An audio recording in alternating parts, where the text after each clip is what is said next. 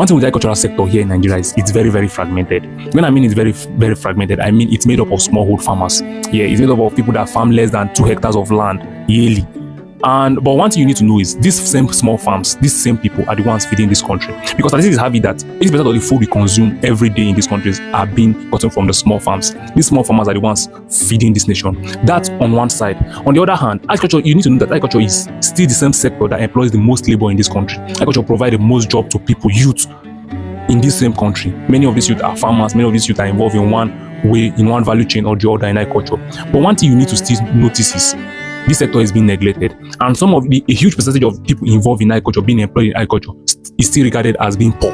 They still live below their means. They still live below how they're supposed to live. They are still regarded as being poor. They live below the standard requirement for living. Not because they are not working hard, not because they are not diligent, not because they don't even have the right information, but basically because the system around them is broken. The system is being designed to keep them poor. The system is designed to keep them as small as they've always been. And some of these farms are being inherited. These are family businesses that were being inherited, but it's still being done in generations to another generations. It's still being done the same way. And when I mean the system is broken, what do I mean? Some of these farmers are producing, they don't have access to market. Some of these farmers are producing, they can't even farm more than they should farm, or they have the capacity to farm because they lack the finance to access farm input, seedling, fertilizer, and many other things of such. They lack right information. They lack access to market. They lack good road. They lack poor storage facility. Post-harvest losses is there because of poor storage, no cold chain facilities to help these farmers. So imagine after producing all this, you still lose over 30 to 40% of it to losses after harvest, after the whole struggle of the year. So the system is broken. So why I'm saying this is, if you want to invest into agriculture, you need to understand that production is not just our problem in this country.